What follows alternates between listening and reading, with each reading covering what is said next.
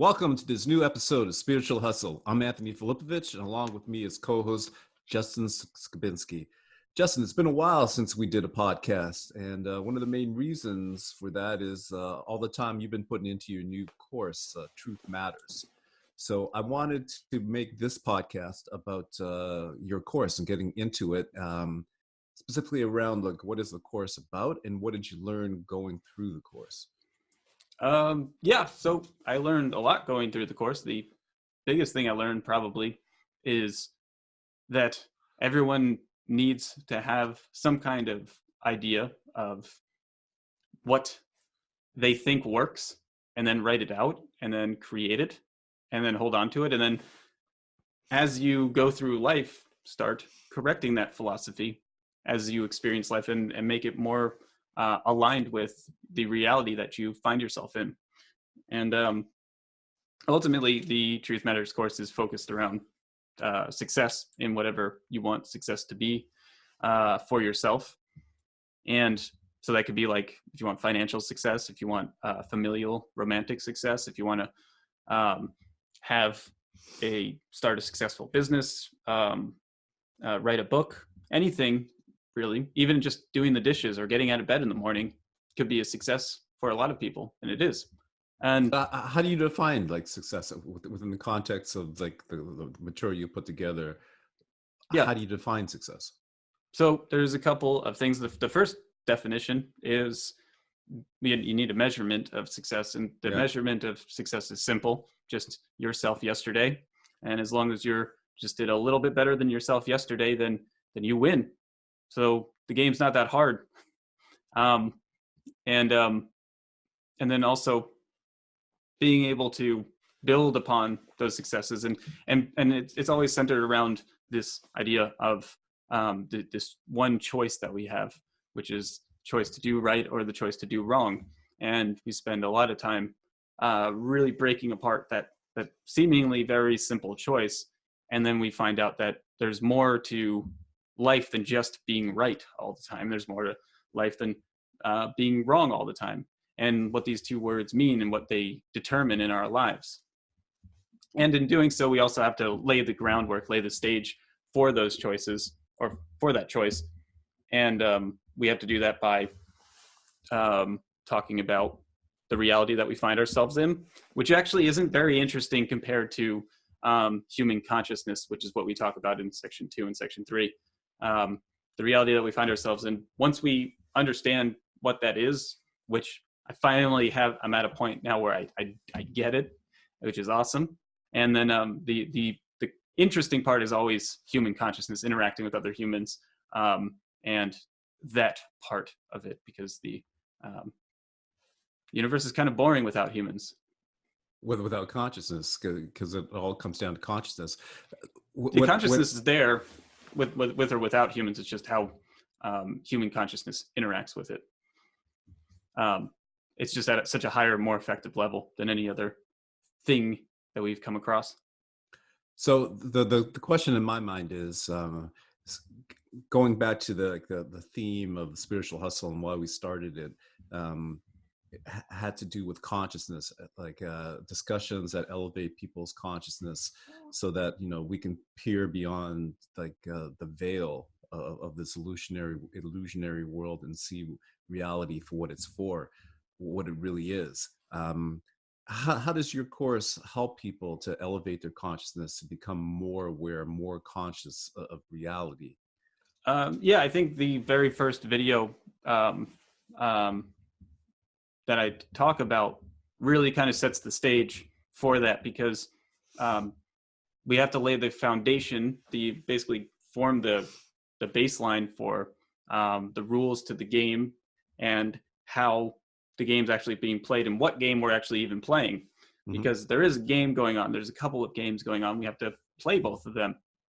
And the first thing that we have to start with, if we're going to start at the bedrock of all of this, is to understand what truth is. And when we look at truth, there's only one truth, one true truth, but there's 4 different perspectives that you can actually perceive this truth from. And one of the perspectives that allows us to go from this dual nature to a non-dual nature, recognizing that the subjective nature of the individual and the objective nature of the collective is actually one and the same. And there's this dividing line between these two things that we think there is, but there's actually not. And that dividing line between the individual and the collective is the fact that in order for me to actually know what you're thinking, Anthony, what you're feeling, you have to tell me that. And so we think that there's that means that there's a separation there, and that's called non-duality, but that's called duality, but there's not. And so when we look at truth, there's this aspect of the individual who has to be truthful in how they think and feel to other people. They have to be able to express their thoughts and feelings in such a way that is in alignment with objective reality. So how you're actually feeling right now and how you're actually thinking right now. And if you're able to do that, then you actually bring the subjective nature of thoughts and feelings into the objective, because you're being absolutely truthful in that expression. And we do that because when we find out over the course of the course is that lying is just not effective. It's the royal road to chaos. It leads to failure. It leads to quit. It leads to a lot of it's pretty much the author of all of our pain, really, at the end of the day. So when you talk about subjective reality, you're basically, from your brief description that you just did right now, so the subjective reality is the reality within you, right?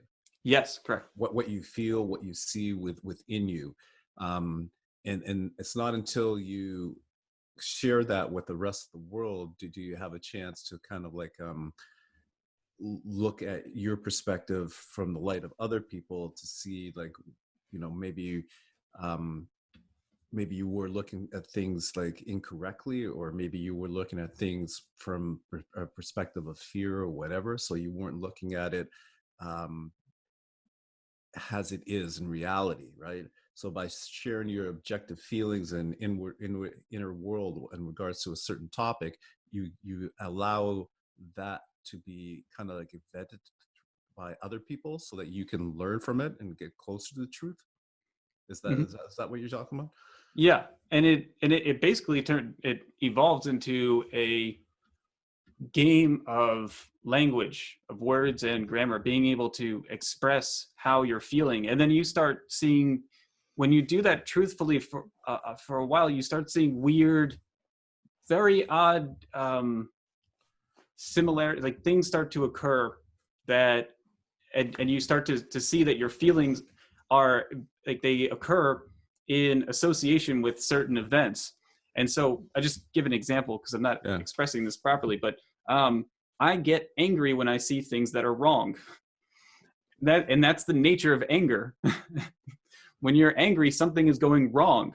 And it's like I saw a person walking down the street and their collar was flipped up. Like half of it was up and the other half was down, and it wasn't on purpose. It was just messed up. And I see that and I get this feeling in my stomach.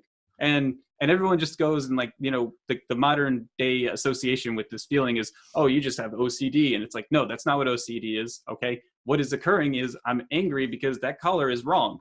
And I can let it go. That's no problem. I am in complete control of my emotional state. But I'll feel better if I go up to that person and say, hey, your collar messed up. And I said that. And then he goes, oh, thanks. And then he fixed it. That's all that anger is doing, is telling us that there's something wrong. And then when we realize that we can use our feelings to help us actually navigate this reality, suddenly feelings aren't something that we try to avoid. They become something that we shift to the forefront. And then we can actually use these things to help guide us through reality. So basically what you're saying is the worst thing anyone could do is kind of suppress or ignore their feelings, because they're telling you something that's important. Absolutely, yeah. They're telling you something, some sort of change you need to make in your direction in life in order to make you happier. And if you ignore those feelings, then the issue will never get addressed. Yeah, we spend a lot of time aligning our conscience and understanding what these feelings are. And we do that so that when we actually utilize these emotions, these feelings, they don't trip us up. We actually know why we feel the way that we feel when we feel certain ways, and we understand why emotions exist. We understand why thoughts exist. We understand their relation to action in the real world, because that's the only reason why emotions exist. It's the only reason why thoughts exist. Emotions exist to get us in motion. And it doesn't matter why we're getting in motion. It doesn't care about that. A dog doesn't care about why it's chasing a car down the street. It doesn't know what it's going to do if it ever catches that car. It just knows it feels darn good when it's chasing this car down the street. So it doesn't care about why. And that's what you can live off of that. You know, I know a lot of people, especially people like in my group, we always say, oh, people, you know, feelings, facts don't care about your feelings, and feelings are bad. And it's like, if you don't understand them, then certainly they'll really trip you up. But if I can motivate myself to move without even having a why behind that movement, that is a powerful force that I need to understand and control, because then I can utilize that thing to motivate me, because motivation, that's just another word for emotion, motive, motion, getting in motion. I can use that.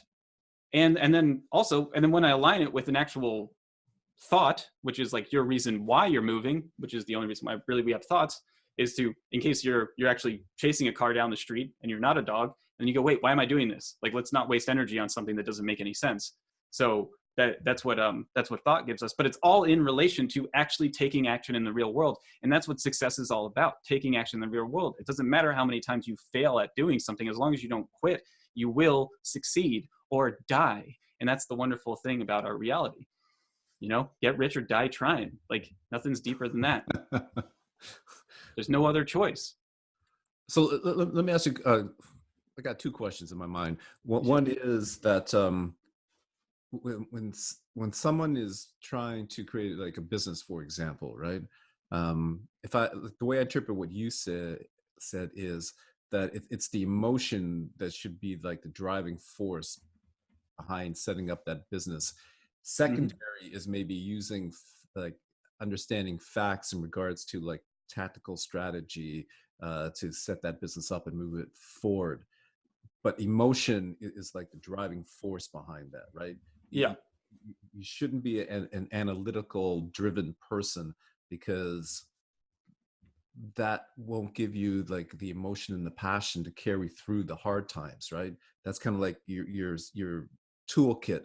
But what's driving you is the emotions, and you need to pay attention to those emotions in order to redirect your trajectory towards the right direction. But it's the emotions that you should be leaning on mostly as your main guiding force. Is that correct?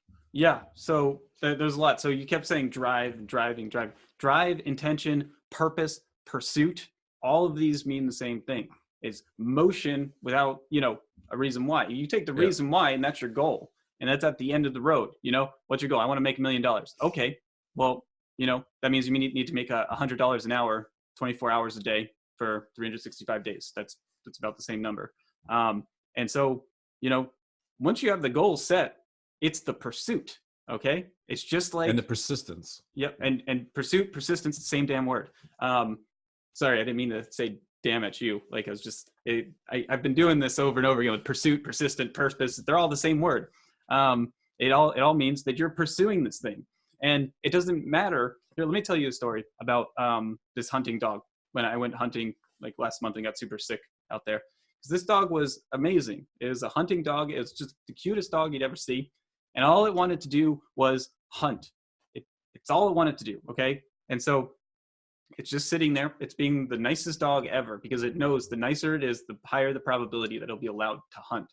And so it lets you pet him, do all that stuff. And then once it knows that it gets to go hunting, it starts running around in circles. It gets so excited, and then it stops itself from keep doing that so that it can get harnessed up and get driven over to where the hunt is.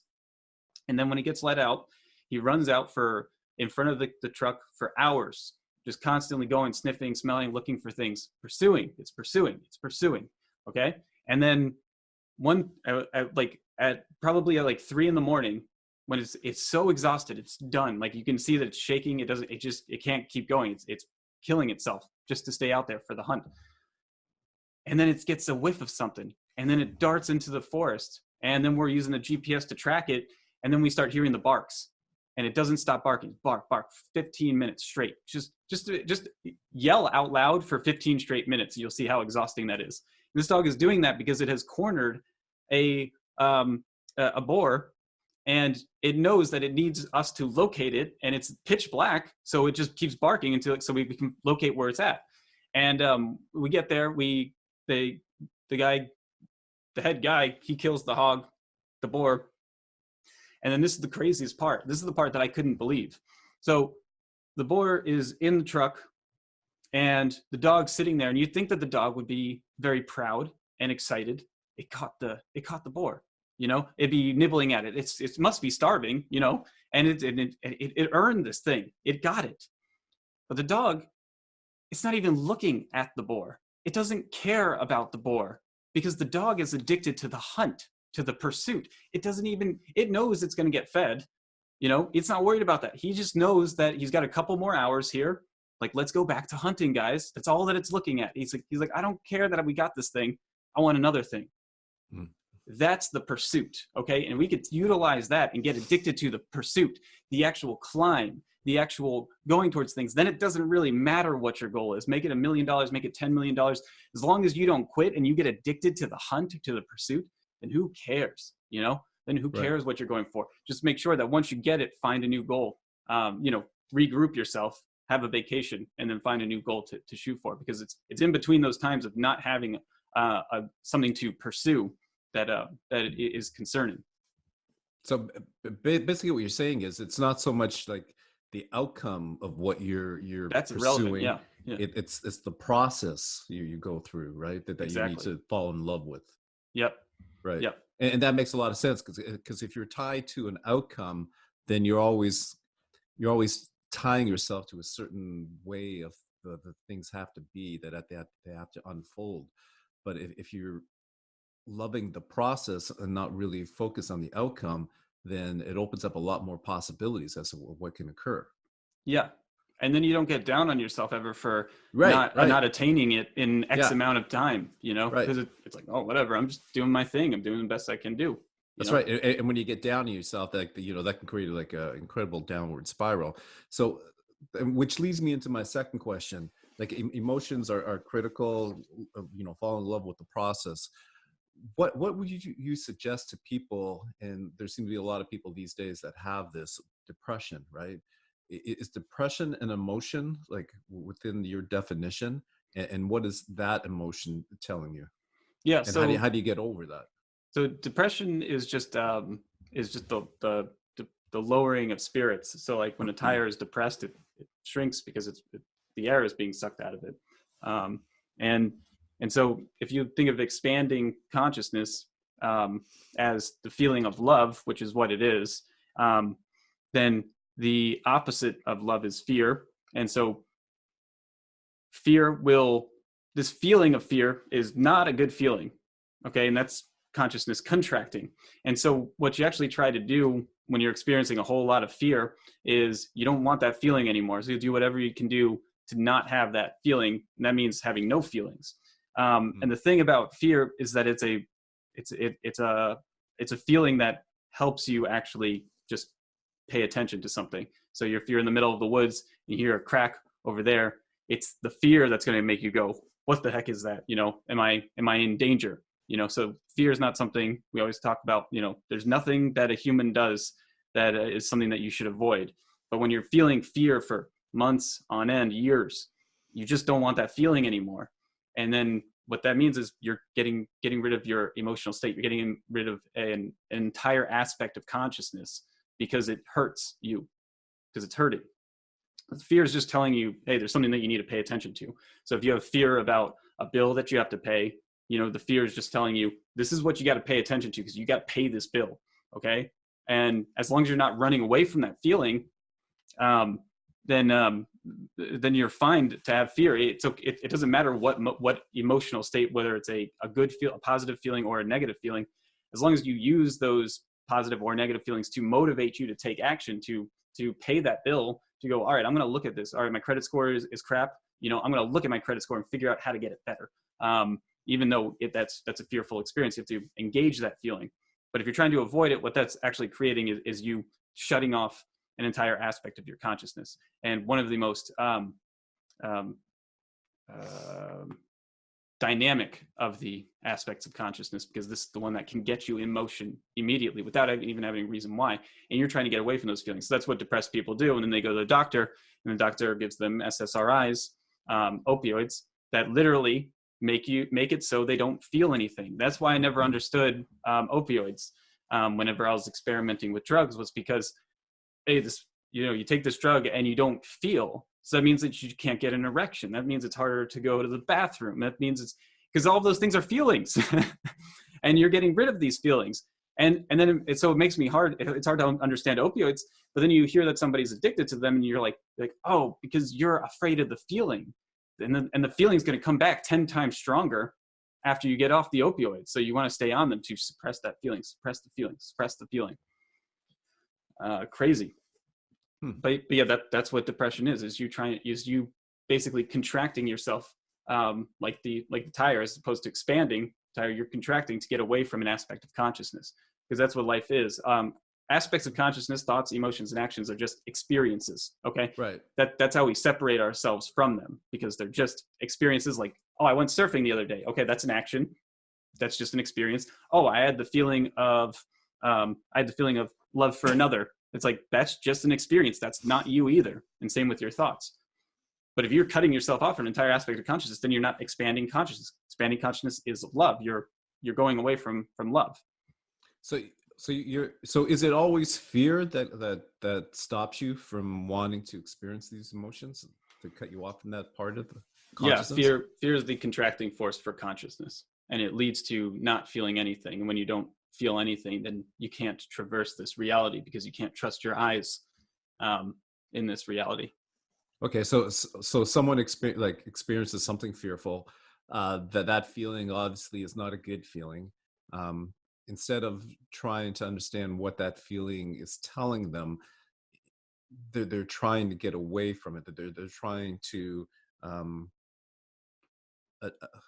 just ignore that feeling. So it's not like it's not like a heavy burden on them. So instead Exactly. of dealing with what it's trying to tell them, they try to ignore it and push it away, so that burden is lessened. And by doing that, they're cutting themselves off from their own emotions, which is kind of like their internal GPS. It tells them how to navigate this reality and what is true and not true, right? Exactly. And then that process leads to depression, because they're cut off from their emotions and their connection to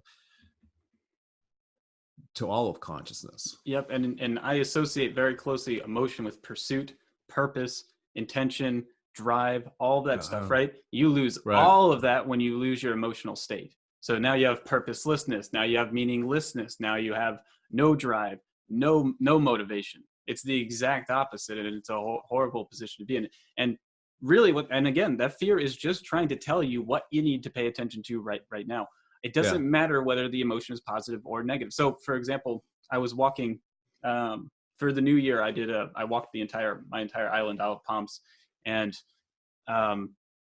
within the first mile of walking, I stepped into a puddle, and it wasn't exactly the warmest day ever. And I hate stepping in puddles because I got nasty foot fungus and everything, and I know that I need to keep my feet dry.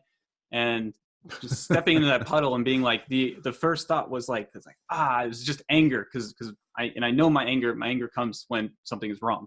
Something wrong happened. It is wrong for me to step in puddles when I don't like my feet being wet.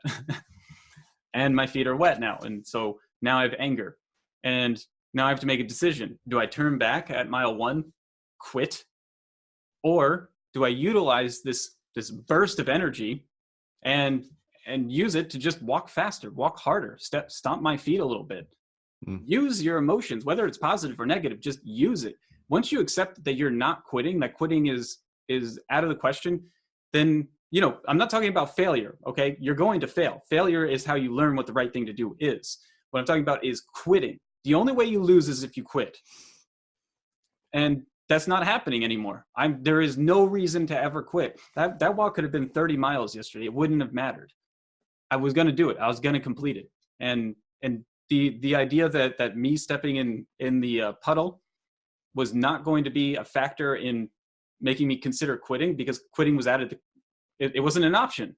So what else could I do with this feeling of anger? Well, I could just use it to be angry and have that little proverbial chip on my shoulder. And use that. That's the problem with our culture and society these days is we have a very big fear of negative emotions. And it's like, you can use these negative emotions just as well as you use these positive emotions. You know, each one's just as motivating as the other one.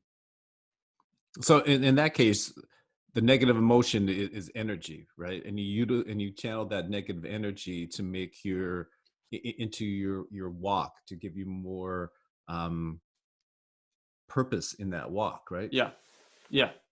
That's interesting. And what was that easy to do?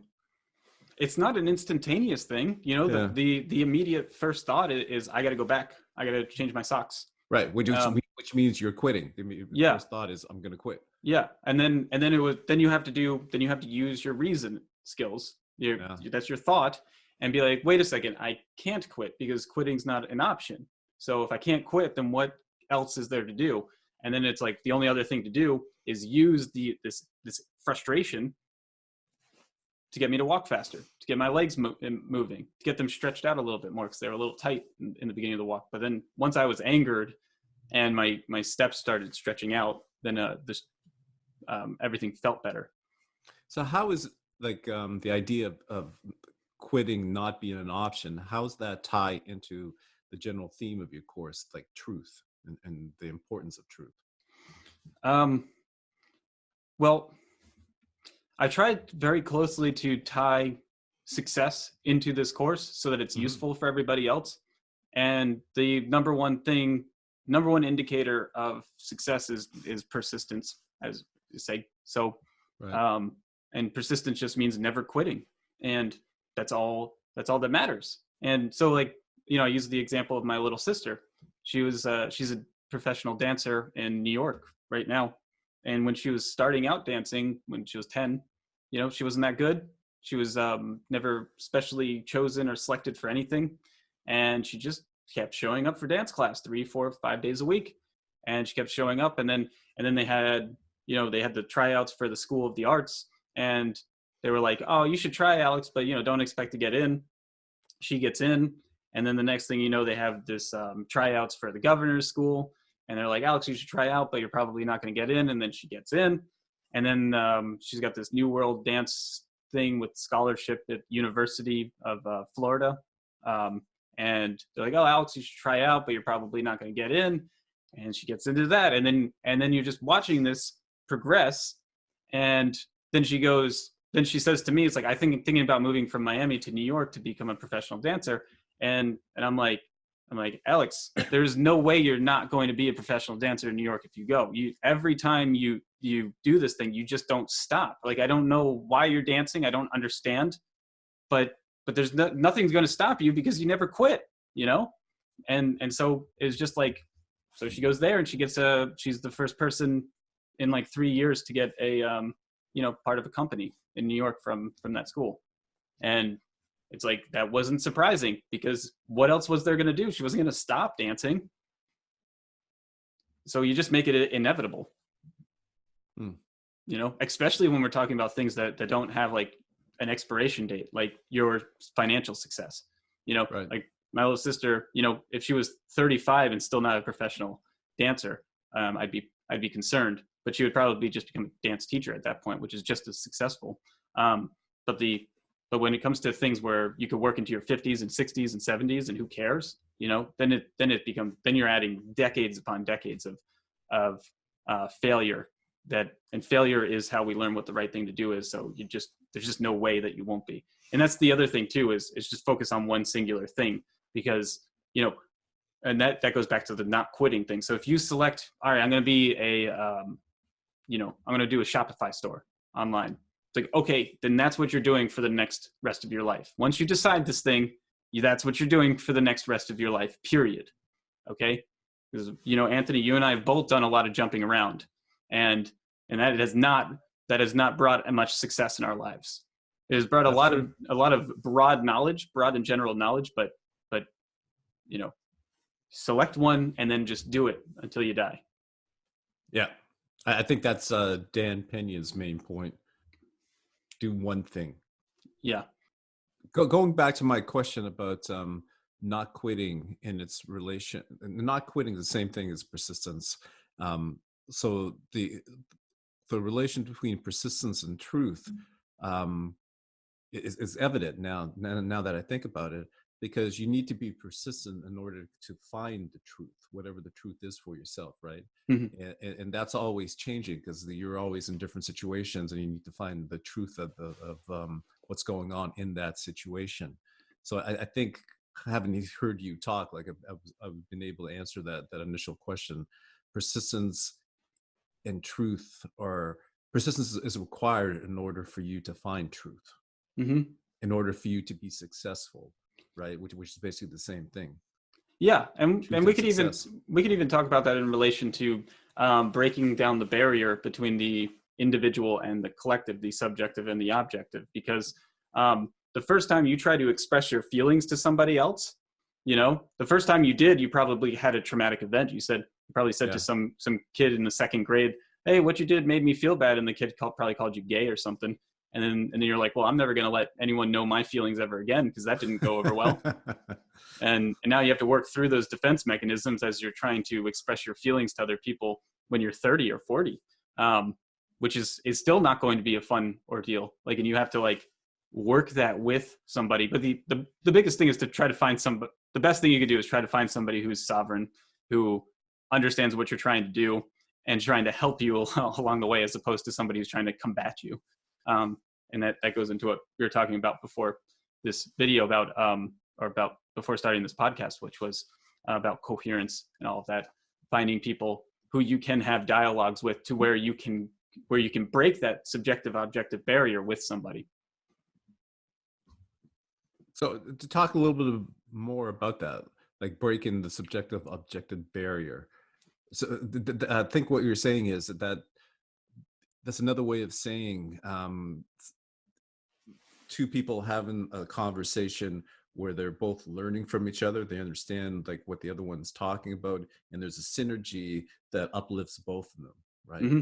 That's what you're referring to. Yeah, synergy is a good word for that, because you're taking two individual minds and you're creating a new whole that is stronger than the two individual parts.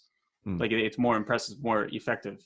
I try to equate it to like jazz, or it'd be like two rival football teams coming together and saying like, this is what we do, and actually really working with the other rival football team and telling them like, this is what we do, this is our little trick here, and this is how you can overcome it. And then them also being equally open about their weaknesses and strengths to you, and saying, this is how you can overcome our weaknesses and strengths. The only reason why rival football teams never do that is because one team will be untruthful to the other team, and then you have two teams that have to combat each other to see who's better and to find out where the weaknesses are. But there's a much more, that's game A. Remember when we were talking about us saying that we had to play, that there's two games that we're playing? That's the first game, the rival football teams going at it. That's that you probably experience more of that in your field of business and all of that stuff, because there's only one person can get the promotion, blah, blah, blah, all that stuff. And so there's limited resources and you have to fight and compete for that stuff. But then there's this other game, which is the innovative game, where these two rival teams come together and they work together in order to improve both of their strategies together. And that's the much more effective game. That's where we have to go figure that game out. And you can only do that with certain people. You can't do that with everybody, because a lot of people are incapable of becoming coherent. They don't know their feelings and thoughts.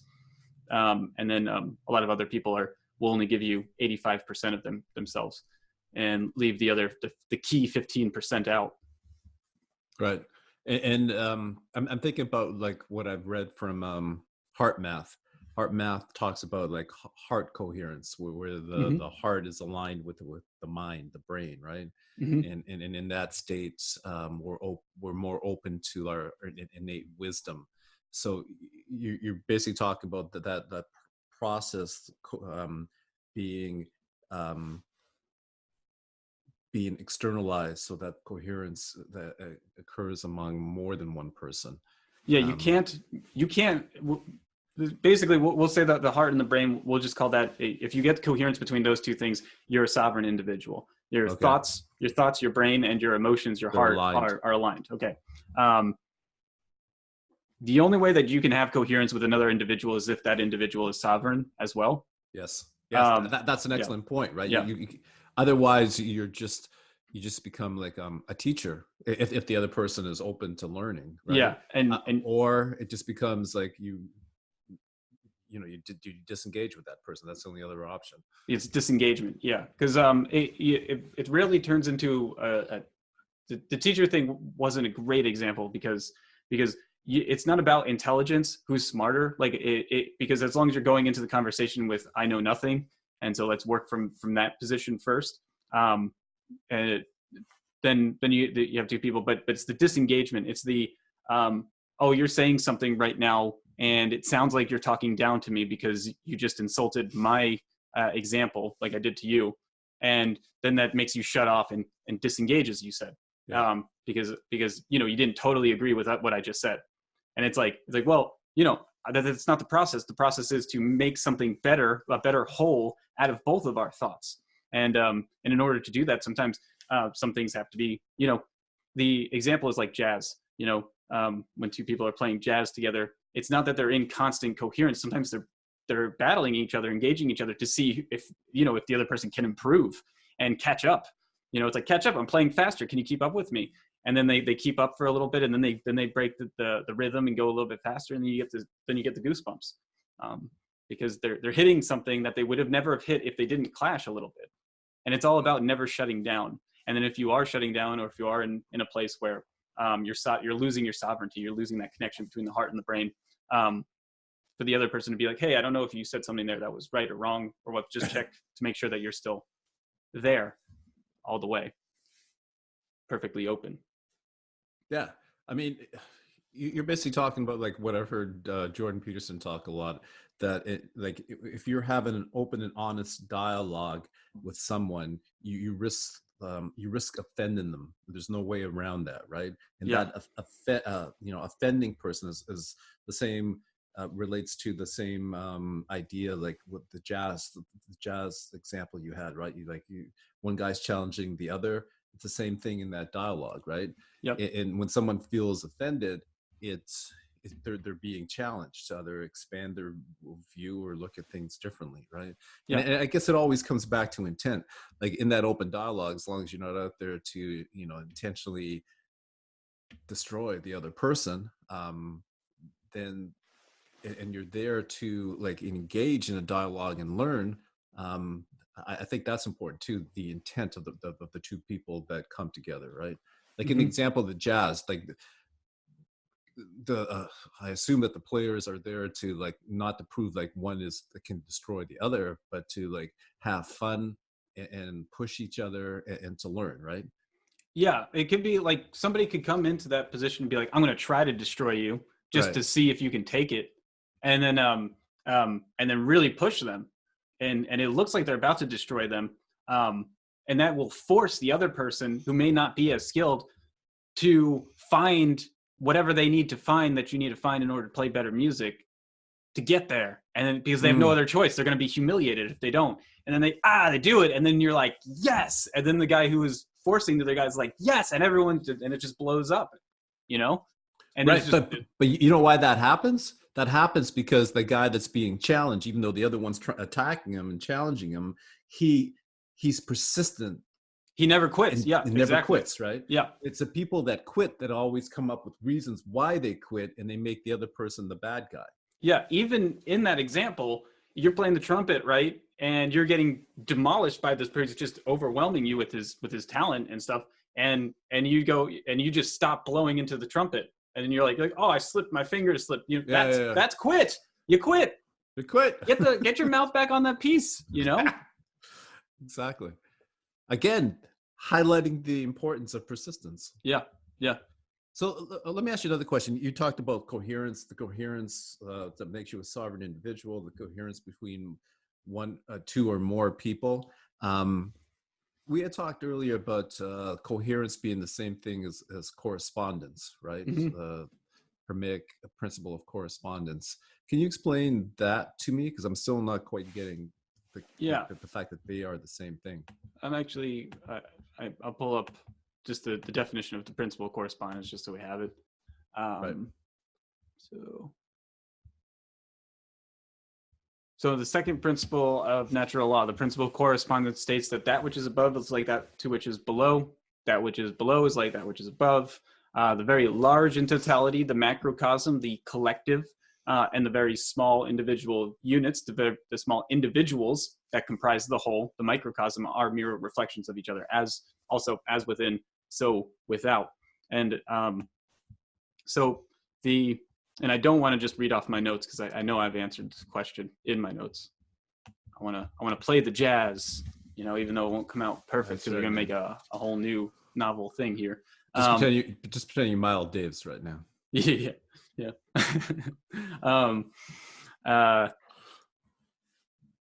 So when you have coherence, what is occurring is that you've aligned your thoughts and your emotions such that there is no contradiction between them, and you've aligned your thoughts and emotions to your actions in the real world. In this case, your actions are the words that you're speaking with this other individual. And as long as you're entirely truthful about what your thoughts and your emotions are to that individual, what you're actually expressing is you're breaking down the mirror reflection. So you're saying this isn't a mirror reflection anymore. These are identical things.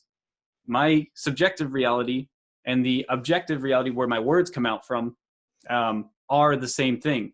And what you're that's coherence right there. And then if you're able to do that with another individual who's doing the exact same thing to you, what you're creating with the dialogue and the language and the communication is coherence.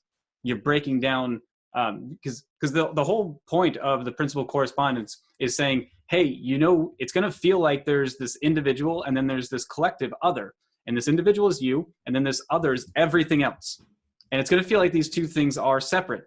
We're just here to remind you, as above, so below. And in that one little meme, it's to remind you those two things are the same thing. And let's not forget that. So that's why it's the second thing that we remind ourselves. Let's not forget that just because we have to use our language or any form of communication in order to express what's happening inside of our heads and our hearts, that doesn't mean that these two things are different in any way. They're not. They cannot be. We look at the collective and we say there's 7 billion people here on Earth, and then there's me. These two things must be separate. And it's like, how could they possibly be separate? So then you're saying that those 7 billion people are the same, but you're separate from them. But then from another individual's perspective, one individual from the 7 billion that you're looking at, that individual is looking at these collectives that includes you, and includes you, and you're saying that somehow this collective and individual is two different things. It can't be, because once the perspective changes, you see that then suddenly the collective changes, and now it's just you that's separate. That can't work. So in that example, going back to like law of correspondence, has below, so above. So can we view the individual as being below, the collective as being above? Not in relation to one is better or another, but just to utilize that analogy.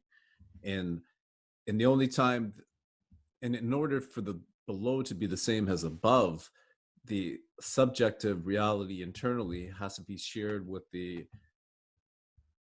people outside you, with the objective reality, right?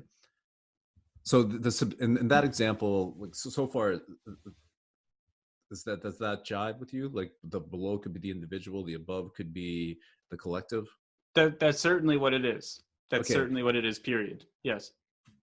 But that is true only once people learn how to communicate, understand language, have some sort of ability to have the same definitions, and so that they can communicate their subjective world to someone else, right? Like all those rules have to be in place in order for that to be true, as a below, so above, right? Yeah. So in the scenario where people, like you can see in society today, there's a lot of different portions of the population, like having like ideas that are at odds with other people in the population. Like you can see pro-Trump people that hate Trump, right? There's a very vivid example of that.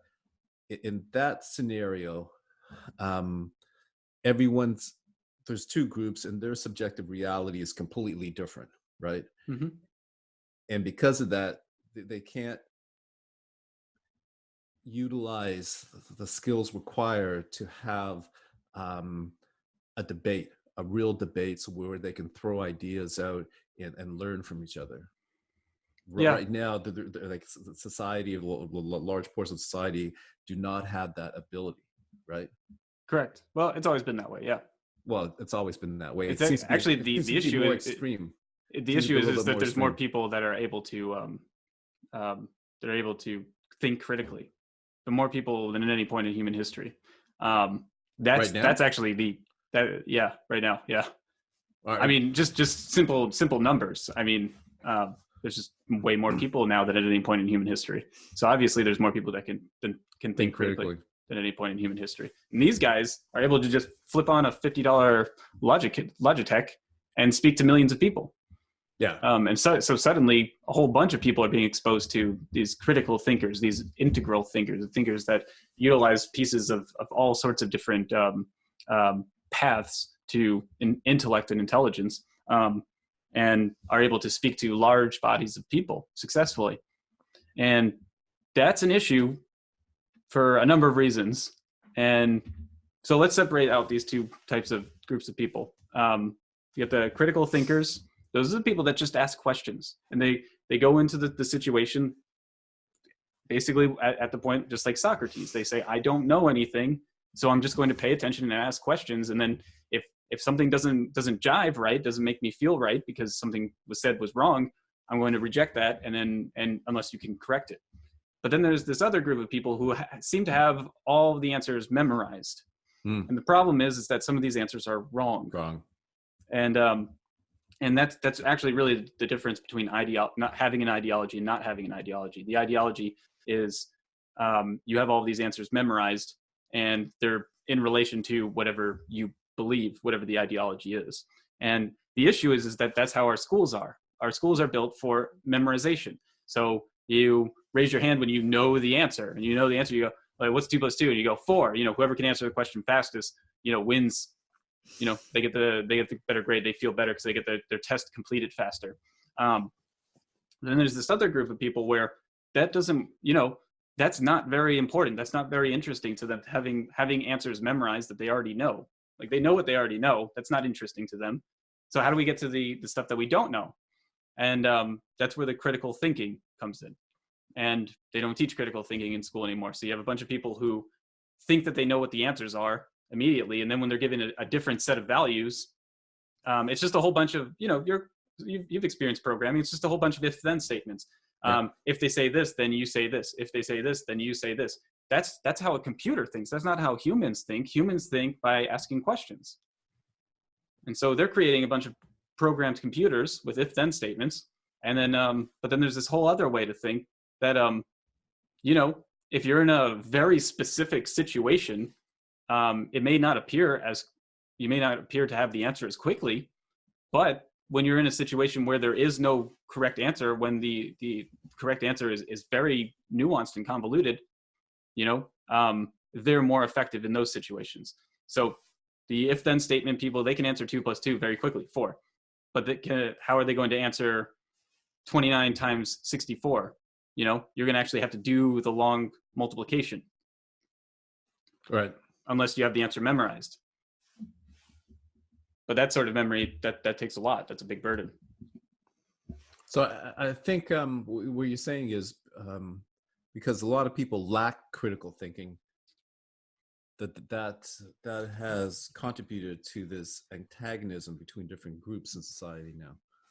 Yeah, because the if-then people, it's like a computer. There's all of those memes and jokes where, like, if you throw a wrong answer at these people, like, the system breaks down, and then it needs a whole system reboot, and they need to do the blue screen face and everything because you've said something that runs counter. You've asked a question that they don't have an answer to, and that just freaks them out because they don't critically think. Whereas the critical thinkers, they get excited when they don't when there's something that they can ask a question about, and they go, oh, wait, what is this about? Like, I want to know about that.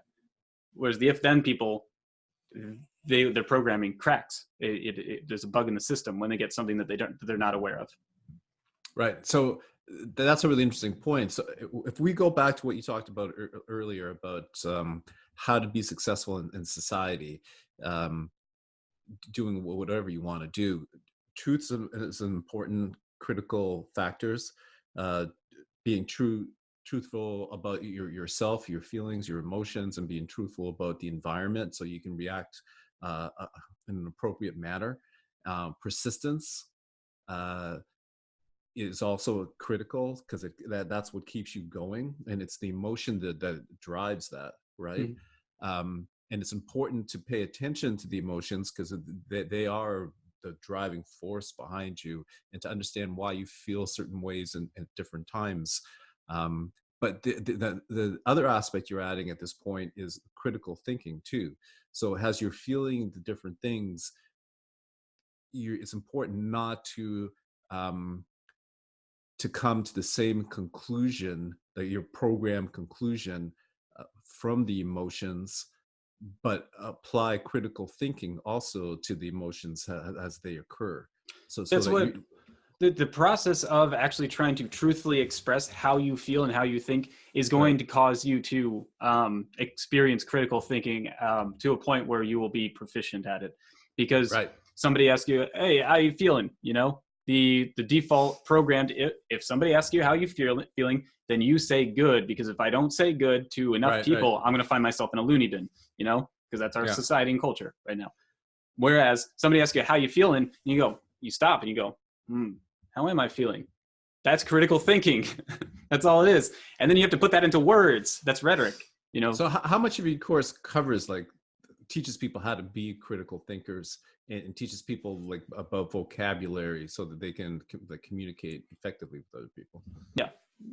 Okay. Yeah, we talk about that a whole lot. I had that's towards the end of section 1. We definitely go over the process of experiencing random data structures, and the process of putting those random data structures inside of your head, finding the patterns in those random data structures, basically forming the random data structures into information, into informed matter, into matter that has meaning for you, and how that works. And then in section 3, we talk about actual reasoning skills, breaking down concepts from judgments to actual arguments, because the only reason why you would do this process of critical thinking is to do it with somebody else, because you have all these judgments in your heads, and you don't need to justify a damn judgment that's inside of your head. The moment that you have to justify a judgment is when you're trying to agree with somebody else, or trying to get somebody else to agree with you. So you say the tree is tall. You don't have to prove that to anybody if it's just inside of your head, you saying that tree looks tall. But then if somebody says, hey, that tree is pretty small, and you go, no, the tree is tall, we need to have an argument now and see what reality actually is. That's critical thinking. Right. And that's a process of objectifying the inner world, the inner thoughts. Yeah. Has to be done with other people. That's the problem with the microcosm and the macrocosm of the principle of correspondence is for some reason I kept interpreting that as like an atom and then like the universe itself, the microcosm and the macrocosm. But really, when you talk about it, none of that stuff really matters compared to the individual and the collective. The microcosm being the individual, yourself, and the macrocosm being the collective, the group of every other human in your society. Yeah. And that actually, that's the way I used to think about it, like as a below, so above. The fact that the geometry of the universe is similar to the geometry of the atom, right? I never equated it to the individual versus the collective. Yeah, and certainly. Yeah, sorry, go ahead. Yeah, and that's really, like, when you mentioned that to me the other day, like I had one of those aha moments, like, me too, yeah, this is like, this actually makes sense. Like, this is a completely different way to look at it, where everything starts like making that whole principle makes so much more sense. And it helps with the the usefulness of the word, you know. It makes the principle useful, you know, because it. Yes, I yes, say that to them. I'm like, the atom is the same as the sun. They're both, just a whole bunch of hydrogens and heliums. And someone's right, go, okay, how's that useful? And I'm like, good point. But yeah, now it's like, it's incredibly useful. Now, like, I can use this for communicating with other people and being like, no, like the sovereign, I have to break down this barrier. I have to let you know how I think and how I feel, and do it in such a way that I can objectify it for you, make it extremely truthful, even though it's still coming symbolically, because that's what language is. right. So going back to like, I think my original, like one of my original questions at the beginning, um, which was, how will this course help you to like peer behind the veil, basically become more enlightened? And I understand that truth will lead you to enlightenment, but in a very pragmatic, tactical way, how can the material you put together make me enlightened or move me toward that direction? Well, I mean, the first thing is we have to, well, let's work on some definitions, because obviously, this course, if you don't do anything with this course, then, other than just looking at it and go, huh, that's interesting, and then move on with your life, continuing to be who you are, whatever that is, then obviously it's not going to help you with enlightenment. Yeah. But just the fact that the first thing that we talk about is breaking down duality and making it non-dual, and starting that in the entire course from that perspective, as opposed to whatever the millions of perspectives that every other individual has, starting there, that'll help you on your path to enlightenment. And in fact, even when we talk about the mind, we talk about enlightenment, the actual paths to enlightenment, and how you actually get there. Like, what are the paths to enlightenment? The paths to enlightenment, because they're not very well expressed, and they have to do a lot more with experiencing your shadow than what people often talk about. But really, that's getting less and less common. Most people really only focus, serious people really only focus on the shadow, because we already know all the good stuff about ourselves, right?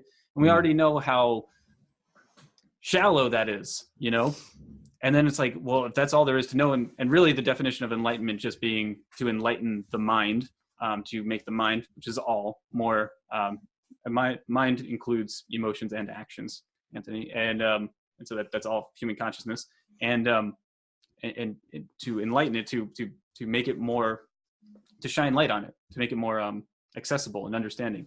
And Well, so that means we got to go into the shadow to do that. right. Actually, from my perspective, it's like quieting the mind, getting rid of the mind, so that you're completely in touch with your heart and your emotions. Mindfulness, Yes. yeah. Yeah, getting out of the mind. I've read a lot of, not a lot, but certain people describe that the fall of man was really the fall from living in the heart to living in the head, right? Because once that happened, we were cut off from our emotions, and we've already talked about how important those Well, so emotions that's are, that. right? I mean, that's what we got to first define. Is so. What do you mean by mind? The chatter that's always going on in your So, head. so I call those thoughts. That's 1/3 of the aspect of mind. So the first principle of natural law is the mind is all. That means includes everything that you're looking at. That means everything that you can ever experience constitutes mind. In other words, it could be consciousness itself. You can interchange those words. So that includes, the mind includes, for my definition, emotions and actions in the real world as well. Because So the mind includes, in your definition, includes the heart. yes, exactly. So, but when I talk about thoughts, then I'm talking about that chatter, the little voice inside of your head and all that stuff. And when I say mindfulness, that means focusing on whatever you want to focus on, whatever you think, your awareness, essentially.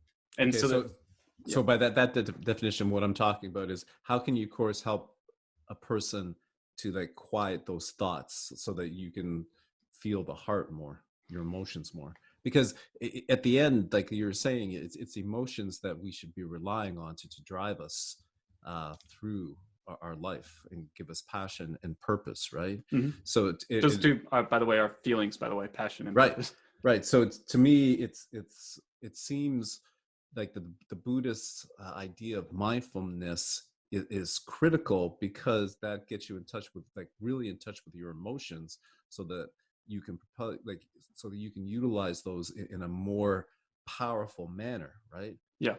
So Yeah. quieting the mind, stopping that chatter, enforces gets you more in contact with your emotions. It's So like so how does your course help that? Like so how so like for what? just to clarify, it's like imagine you drink soda, like you drink 6 cans of soda every single day. You pour Yeah, sugar in your coffee. You drink everything that you eat is sugar, sugar, sugar. sugar. And then you go and you try to taste a cup of tea that has no sugar in it, and you're like, ugh, this doesn't taste like anything. This is gross.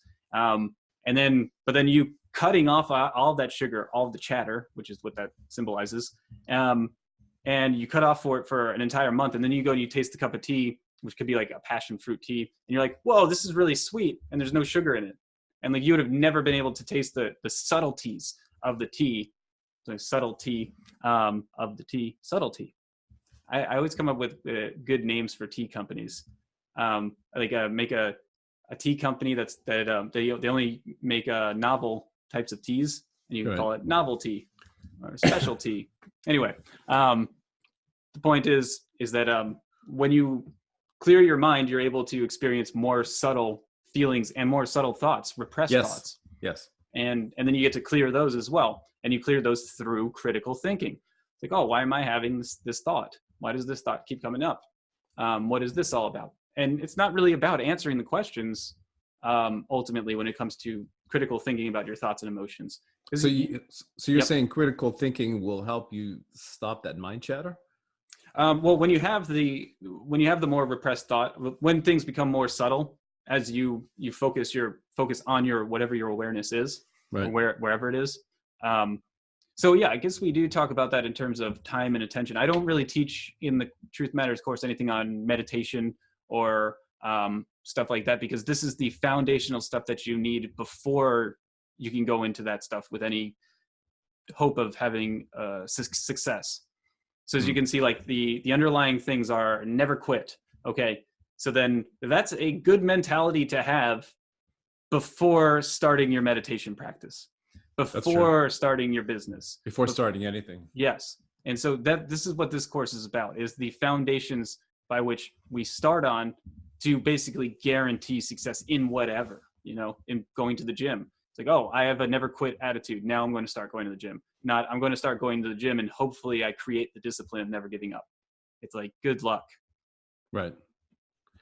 So you've spent almost a year now, like pulling together the material for this course. Yeah. And I know that the process of doing that has been both a labor of love for you and has tormented you at times. Man. Yeah. So at the end of all of that, like, how has this material changed you, like the way you live your daily life? The biggest thing it did, which was we could talk about the most devastating part about it, is when you become, talk about that. Yeah, when you become tuned into your emotions, especially when you're coming from the less subtle, more sociopathic realm where I was coming from, and you realize you have this crazy realization 6 months into learning about emotions and feelings and everything that and what was that? The crazy realization is that wait a second, other people have feelings too. That was a crazy revelation. Yes. And so what that means is I have a certain amount of self-esteem, and so if I look at somebody else who is overweight, or they don't look happy, they look depressed, I can feel their feelings now, because like I'm looking at you, I know how you feel based on the expressions of your body, and that is a devastatingly sad feeling to feel when you realize that other people have feelings and that you can feel those feelings just by looking at them. And they may not be entirely accurate. Maybe that morbidly obese person that just walked out of McDonald's is very happy with their life. But if I was that person, I would not be very happy with my life if that was the case. So what you're saying is it wasn't the realization that other people have feelings. It was a realization that you could feel those people's feelings. Yes. Yeah. And what that made going to museums and art shows and everything awesome, because I could actually like look at art and go, I know the feeling or the thought that the artist is trying to make. And that was incredible. And then you realize that some artists are better at doing that than other artists. Right. And a lot of, and then you realize that some artists, postmodern artists, realize this. And so they're trying to make it so that you feel things that don't feel good. And that's not fun. You want to look at art and get goosebumps. Not feel like I'm, but yeah, like you said, it's just crazy that you're feeling these other feelings through your emotions. And then the next thing, suddenly you don't really care all that much about what you're seeing in reality. So the sights in reality are not nearly as interesting. It's good. Being able to see things is helpful so that you don't crash your car into things, which is interesting enough. But then being able to feel how other people are feeling becomes suddenly way more important. And then you realize, once you have that coherence between the sovereignty and you're trying to be coherent with other people, and you realize that just the vast amount of sadness that there is in this world, even as like we're at the pinnacle of technology, of human success, and I hadn't yet put the two things together that these sad feelings can be hyper motivating, because it goes from, oh, I don't want to ever feel these feelings again. That's what I was saying to you, Anthony. Remember, I was saying I don't want to feel these feelings anymore. I want to get away from them. They're scary. I don't like the feeling. And that was making me depressed. That was making me lose purpose. And then suddenly when you go, oh, I can feel other people's feelings, and that hurts a lot. Well, now it becomes hyper motivating to hyper meaningful to actually get this information out as quickly and as effectively as possible, because I can help people feel better if we can start to understand this emotional state, which is largely what section 2 is about. And we didn't even get into section 3 about the mind really that much. We talked about critical thinking, which was good. So do you think that the vast majority of people, like in Western countries, are sad, depressed?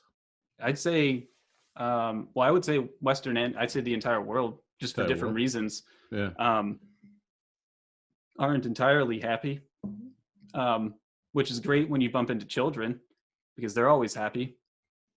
And then that just makes you feel bad because you know that they're going to go to a school system that's going to beat that shit out of them very quickly.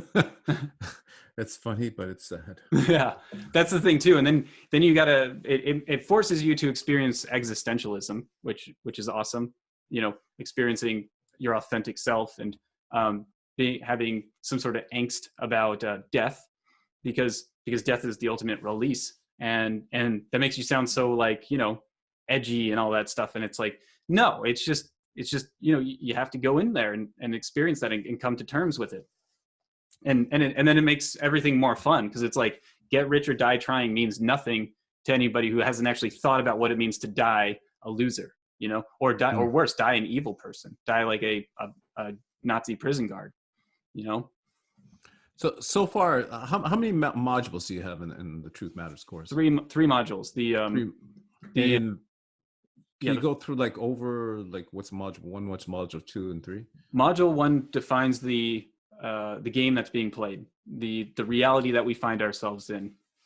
So that would be the playing field, which is what I call truth, and then the rules that determine the game. So like the game of chess, for example, it's always the game that I go to. The game of chess doesn't exist without the rules. You erase the rules, then and a chess set, so there are individuals who don't know how to play chess. So they look at a chessboard, they're sure that there's rules to the game. They don't know what it is. So they look at the chess set and they go, oh, that's an interesting thing to look at. That's just like how people who don't know the rules to our reality, look at reality. They go, oh, look at that mountain. That's interesting to look at.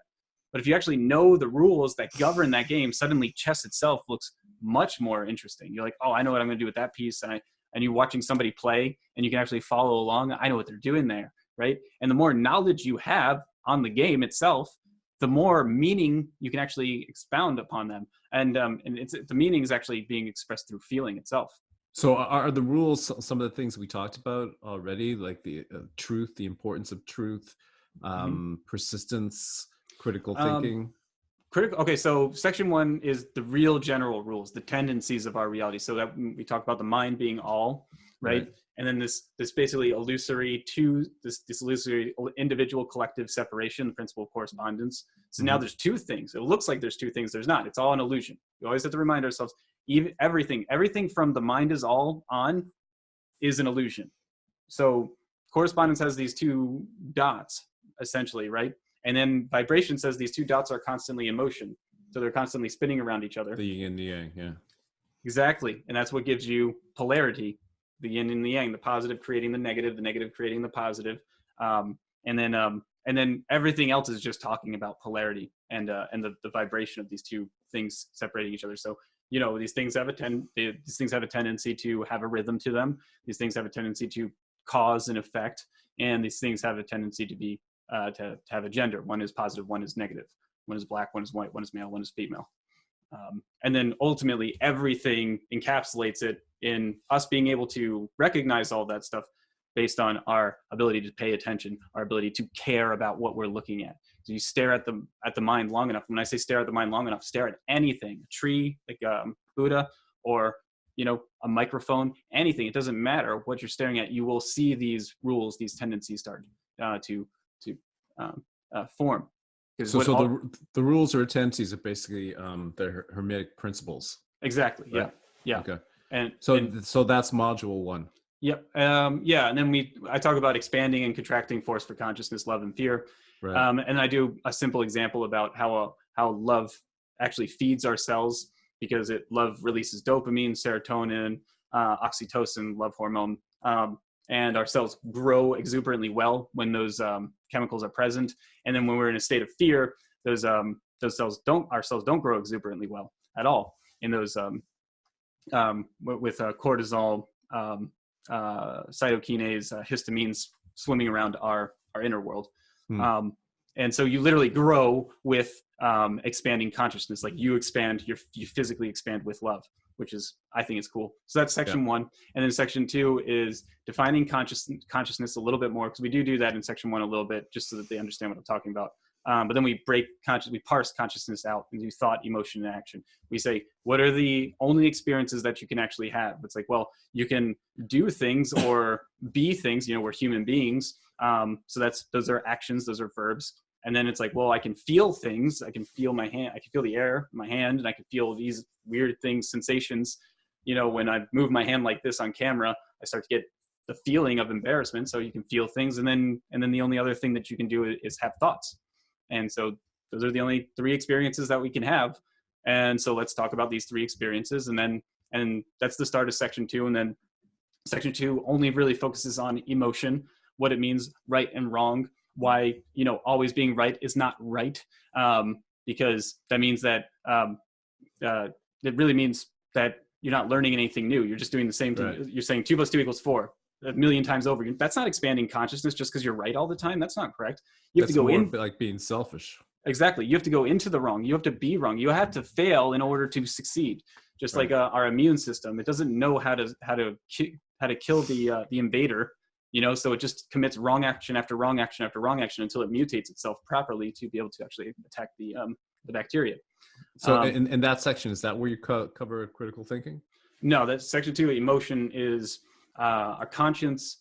We talk about our conscience as an actual thing that guides our decision-making processes when we don't know, when we don't critically, logically, if then know what the right thing to do is. We can use our feelings to tell us what the right thing to do is and what the wrong thing to do is. And really the whole guide behind that is like, there's nothing magical here. It's just, there's just 2 concepts that you have to understand that, when you're choosing, so you have a decision to make and one's right and one's wrong. So long as you make a freaking decision, you have a 50-50 chance of being right or wrong. Right. Okay. So the first thing is you have to make a decision. And the second thing is you only get that 50% percentage is if you move through that execution of the decision with right action. Or with confidence, with confidence. Confidence. Yes. So you could choose the right thing and be unconfident in that choice, and you'll still be wrong. You'll mess it up. Okay. So what I'm saying is, in order to trust your gut, when you make a decision, whether right or wrong, in order to get the 50-50 chance, whatever your decision is, you have to do it as if it was right. You have to do it with confidence. You have to go, this is it. We're going to do it. We're going to execute it. And the moment I realize I'm wrong, we'll stop. But if I don't feel like that is there yet, then we're not stopping. And So is it confidence that ensures persistence? Yeah, because you're like this is the right thing. We're gonna keep doing it. And then over the course, like let's say you're doing a batting thing, and the person's telling you to keep your elbow up like this. And you're like, okay, and you're keeping it up too high or something. And you realize that you actually like your elbow down like this. You got to feel through that, but you can't just do the elbow up half-assedly and then be like, oh, it didn't work. Sorry, boss. Sorry, coach. It didn't work. We're going to go back down to elbow down. It's like, you didn't even give it a chance. How do you know that it didn't work? You didn't even try. You didn't do it with any confidence. And so that's section 2, really just explaining all of those things and how our feelings guide us through all that. And then section 3 is thought. And we start off by first just reminding everyone, like, you're not your thoughts. And on top of that, you're not your feelings. These are just experiences, which is important because you have to attack your thoughts, your beliefs. And if they survive the attack, the last thing you want is to defend your beliefs simply because you feel like you're defending your own state of being, because they are not you. They're just experiences. Right. And then that allows you to attack your own beliefs, which is awesome, because if you attack your beliefs, and they actually get stronger if they're good, and if they're not so good, they'll get destroyed, and that's good. You don't want bad beliefs. You want good beliefs, strong beliefs that'll help weather the storm as you transition into a new state of being, because that's really what beliefs are necessary for. That's what your imagination imagines an entire reality that's new from what your current state of affairs is. If you're not happy with your current state of affairs, you have to believe that you can change them. That's it. And that belief needs to be strong, all right? Because it needs to weather the storm of the reality of the situation, which is you are not this other person just yet, buddy. You have to do things to get there. So that's the first part. And then the second part is we talk about enlightenment, enlightening the mind. We talk about the shadow a whole lot. We talk about what it means to be evil, why we're able to be evil, why we have to embrace our evil side, why we have to embrace failure, why we have to embrace being able to defend ourselves. We talk about martial arts being, the best path to that, because you're not able to defend yourself. Like there's Nietzsche pointed out that morals are, they're a step towards cowardice. And that's fair, because what they're saying is, oh, you're just trying to be just to protect yourself because you're a little scaredy cat. And he's not wrong unless you know self-defense. If you know how to defend yourself, and that starts with being verbally able to defend yourself, but then also having the ability to actually physically defend yourself in situations, then it becomes much more easier to be a sovereign individual, because you're more capable of saying, hey, you're wrong, stop doing that. Right. Because that person will come at you with a bat, and if you know how to defend yourself, you'll be able to defend yourself. If you don't, then you'll be more afraid to say, hey, person with the bat, stop swinging that at us. You'll probably just be like, oh, I got to get around this guy because there's nothing I can do. He'll hit me with the bat. Yeah. You become a much more powerful, dangerous individual. But you're also very dangerous if you don't know that you're capable of that stuff. And we talk about that as well, because you are capable. Everyone's capable of picking up a bat and bashing someone's brains in. So you provide, so far we've covered a lot of important topics, the emotions, the mind, how, communicating effectively with people. All of these are important traits to becoming successful, becoming happy, right? Mm-hmm. Are you all going to have any sort of case study that looks at, okay, person A wants to become a successful entrepreneur in a specific business, right? And how he would use these principles and guidelines in order to become successful? Are you going to be able to take people through a scenario? Because what I find is that there's a lot of information here, right? But internalize that information and making effective use of it is sometimes challenging, and sometimes that case studies assist in that. It gives people an idea of how you pull everything together to achieve a specific objective. Yes. So the most interesting thing about starting these YouTube channel, Justin's Mind Rants, is That's a great name, by the way. Yeah, thanks. Mostly Is because it's kind of accurate when I yeah, think about you. it's just a giant rant. Yeah. It's like can you are you willing to pay enough attention for the next 2 hours to get just a little snippet of something that might help you? Right. But the most interesting thing is subscribers, they subscribe and they'll ask questions and I'll answer them and say like, how else can I help you? And then they turn around because they're so thankful for all the information. They say, well, how can you help me? Or how can they help me? And the number one thing that they can do for me to be successful is like likes, comments, subscribes. Those are great, but the number one thing that you can do for me is watch my material and become successful for yourself. That's the best thing that you could do for me. So the case studies are going to be created by the course itself. So we're going to be creating a Discord server where they'll have complete access to you and me and our experience, and then the entire community itself, which again, we don't care. Like, it's not just a community of Shopify store owners who are halfway kind of competing with each other and halfway, kind of giving each other a little bit of information, because we don't care what your success is. You might be like, I got a guy who he makes video games. He streams video games. He streams PUBG, which is a shooting game. And I saw that, and he's got like 3,000 subscribers, and he's like, what do you need from me? And it's like, get more subscribers, get better, get good. And it's like, I don't need this overnight, guys. We don't need to do this overnight. Take your time, be patient, never quit. Just keep going. You'll get the subscribers. And he's like, that's so motivating. That's so nice. And it's like, it's not really nice. It's me being selfish. Okay. You're just inside my selfish bubble. Okay. It's every human being is inside my selfish bubble. And it's like, the more successful you are, you have to, whether you know it or not, you have to use my way of being successful.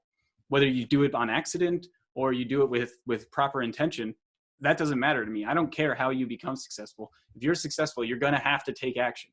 You're going to have to do that. If you're successful, you're going to have to persist a little bit. If you're successful, you're going to have to fail a little bit. And so you're going to be using my material anyway. And so, but the case studies are going to come with the course coming out. So what I'm hearing is, based on your feedback from Justin's Rants YouTube channel, is that people are watching the material and they're able to take that information and make use of it in their daily lives. Because it's so simple. It's like, what do you want to do? It's like, I want to make birdhouses. Awesome. Go make some birdhouses. It's like, oh, but I need to know. It's like, make the first birdhouse, complete it, and then you'll know how to make a birdhouse. And then your second birdhouse will be much better than your first birdhouse. And you go make 100 birdhouses. By the 100th birdhouse, you're making some pretty nice birdhouses. Basically, just do it. Have faith, have confidence, have persistence, pay attention to your emotions. Yeah, all the other stuff will start falling into place, but you just need to have your focus on something. And that's why I when I first made this course out, it didn't have a focus. And it's like, well, why are we learning all of this stuff? And it's like, we're learning this stuff to be successful, because it doesn't matter whether your goal is to make $1 million or whether your goal is to gain enlightenment or your goal is to become a meditation master or become a gym person. These are the things that you have to do to be successful, but you need to choose something to focus on. I'm not going to choose that for you. What is your goal now, Justin? After spending a year putting this course together, what's your goal right now? Perfecting the message. I got the message. I just need to perfect it. I need to be able to speak it better. I need to be able to do all of the, like, I've been working on my PowerPoint skills. I've been working on my Premiere Pro skills, my After Effects skills, because I need to get this message out to as many people as possible before the end of the world, whenever that happens. And you expect that to happen anytime soon? I don't know. I think we got 10 years. 10 years seems to be the consensus among everybody, because we're already at each other's throats. It's like the things people say now that like about the other, and people assume that I hate those if then people and all this stuff. And it's like, no, not really.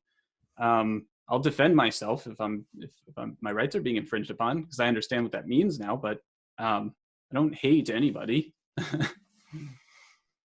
And I would never force anyone to become a critical thinker or to integrate anything or do anything really. Like you have to, because that's part of the stuff that we talk about. This choice is where we get our happiness from ultimately. And you can't force somebody to make the choice because it's not doing the right action. It's not making your bed in the morning that makes you happy. It's choosing right action over wrong action. It's saying, I'm going to make my bed in the morning, then actually making your bed in the morning. The defiance of doing what's easier to not make your bed. It's the defiance that makes you feel good. And you take away that defiance if you force somebody to do something good. Because they're not defying anything. They're being forced to do it. And doing good action sucks, you know? Right, it's not fun. But it's defying evil. That's fun. Defying evil. Yeah, it's like Star Wars, you know? Yeah. The Emperor says, Luke, you get to have everything. You be my Padawan, and then you can kill me because that's how the Sith work. And you get the entire galaxy. It's awesome. And it's like, all you have to do is just kneel to me. That's it. And Luke's like, no. That's the harder choice, but it was the right thing to do because he didn't want the evil. And evil, what's that phrase? Evil only occurs when good people do nothing, right? Yes. So I'm hoping that, I guess you're hoping that this course inspires good people to always do something. Yeah. Well, you just got to give people like, yeah, like, so, you know, you really talk about it. Like you not doing the dishes, that is evil. That is wrong. Like make it into like a war. Okay. And then it becomes fun. It burns that fire within you. And you're like, I'm going to do those dishes, those evil dishes, clean them up. It's like, yeah. You know, it's like you make it into something fun. People like playing games. I was thinking more about like coming across a Nazi, but I understand your point. Well, right now, you know, people are calling people Nazis. Yeah, that who are just not Nazis. Meaning. Yeah, who are like black people are being called Nazis. It's like, geez, goodness gracious, Jewish. I got called a Nazi. Yeah, you got called a Nazi. Yeah. And you know, to be honest, people would watch this channel, this pod, or listen to this podcast, and they'd be like, "Oh, these guys are Nazis," just because of how messed up everybody is right now, and you know how the inversion of good and evil has been so flipped. Do you think there's anything we said in this podcast so far that could offend somebody? Certainly, any words. If you're an easily offended person, then pretty much anything that we've just said. I mean, even just in the fact of me spending time explaining things to you, Anthony, can be perceived as mansplaining. So even just simply explaining things can be offensive to people. So, you know, we have to understand the reality of the situation. And that's why, you know, I do say, you know, 10 years sounds about right. Like we have to start, you know, turning some heads around. And really it starts with the people who are lost and confused and looking for help. Not the ones who are saying, or who are being offended by somebody trying to explain what's going on inside of their heads, which is one of the greatest things of all time. You know, getting to listen to somebody talk about what's going on in an area of our reality that we have no access to. Someone else's head. Yeah, I love listening to people talk. Like so, yeah. Go ahead. Yeah, I'm just gonna say we've covered a lot of material here, and in the time we've been talking, and there's a lot of great material. I think I'm gonna have to like again step back and have like integrate some of this stuff to see how I'm gonna utilize it in my life.